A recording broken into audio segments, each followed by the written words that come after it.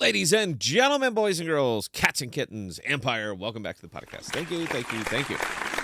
So lots of news. I don't know if it's a lot of news, man. I pop into the Reddit and I see that there's actually some posts up there now, and I read them. I'm still curious. Yeah, and apparently the big news is Bitmart is going to be relisting AMP. Now, the whole brouhaha when they delisted them, and there were lots of them that were going around. It wasn't just AMP, guys. It was Chronos. I mean, there were tons of people getting delisted up there. Crow really got smacked.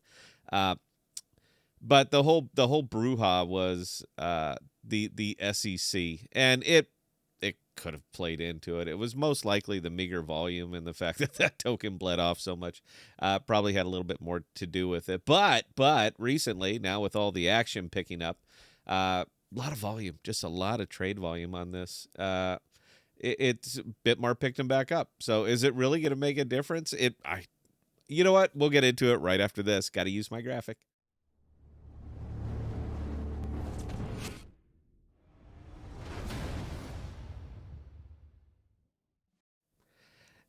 Is it going to matter? When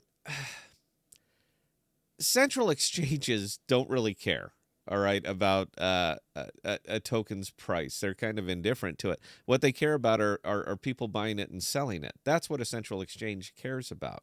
Or is there a lot of action on the token? Well, during the AMP bleed, there was simply no action on it. It wasn't worth it to them to actually hold on to it. And when they're not making any money, central exchanges exist to make money. All right, they're not your friend. They're not here for you. They are here for transaction volume. That's it. That's what they're here for.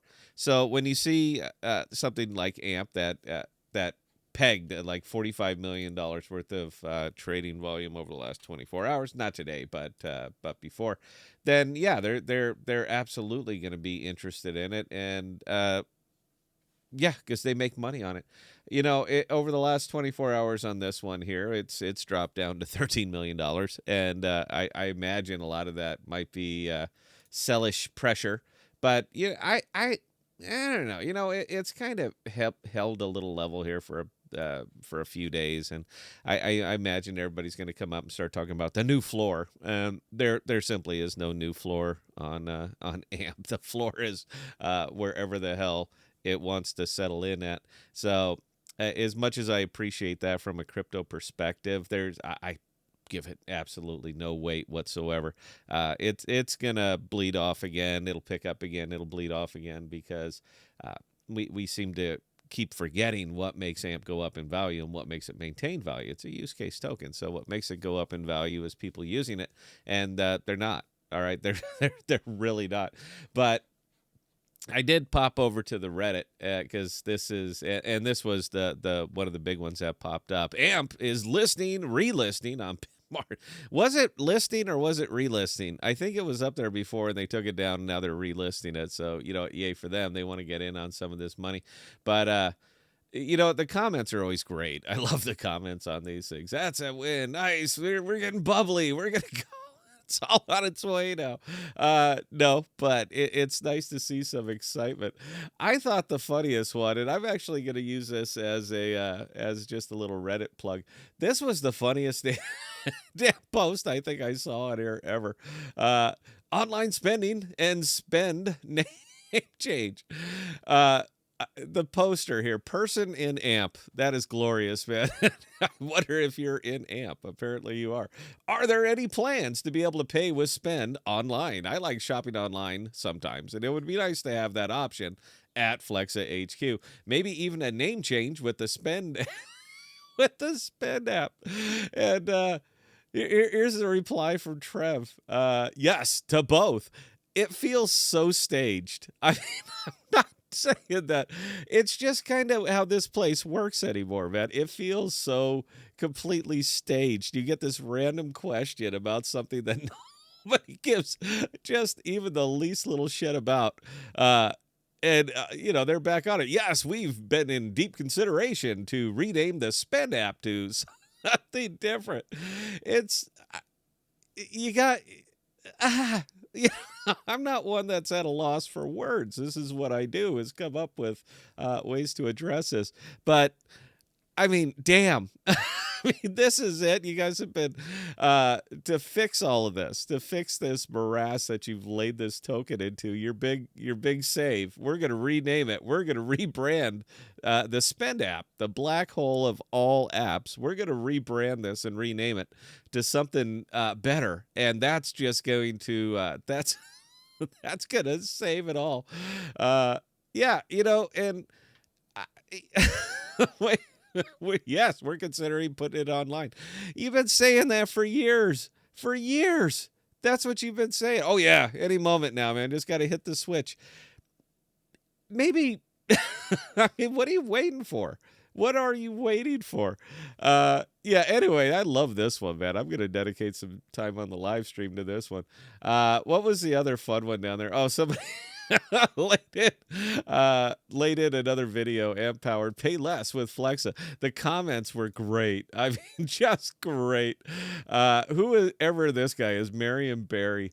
Yeah, look at this, man. He had some serious he had some serious critique of the video. Guys, come on. I mean, just come on this. It's I appreciate the passion, I really do. And but the Bitmart listing, that ain't gonna do it, and the buying burritos, that ain't gonna do it. If you can't release these SDKs that you've been working on for years and years with this massive engineering team, and we're just gonna we could blow it out and hit the switch at any time. Now's a good time. I'm just saying, now's a pretty good time. I've gotten to the point where I'm actually abandoning a lot of my DeFi positions. I mean, they're untenable right now. The longer this happens, to any inflationary token, and that includes AMP, as a matter of fact, because of the rewards that you're paying out. That means more going out and nobody's buying them. The longer this happens, the longer this stays flat like this, any inflationary token is simply going to bleed. And there is going to be no stopping it because nobody is buying dick. This is flat, flat, flat. So it's actually gotten me to start clearing out of my favored DeFi positions, because I cannot have less money today than I had yesterday. I just can't.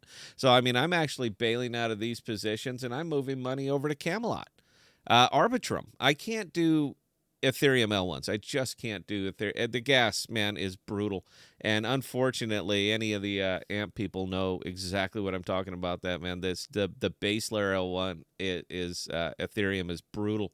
So I have to do this over on L2s, and in this case, I found it's a nice stacks, Camelot. I've over on Arbitrum. So if you want to keep swimming in the Ethereum waters, meaning where all the liquidity is, then yeah, here you go. You're going to end up going to L2. But it was kind of funny, though. And I know most of you guys don't care about this, but I'm going to mention it anyway. My big thing, I was Cosmos. I'm a Cosmos guy, man. Big fan.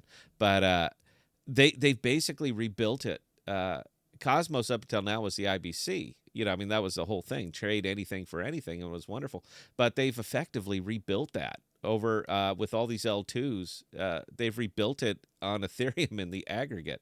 And we can all jump onto idealism all we want, but from an investor standpoint, I just want more money tomorrow than I had today. So, all right. Anyway, guys, I'm sorry I went off the rails there. Apologize. That's usually my live stream stuff.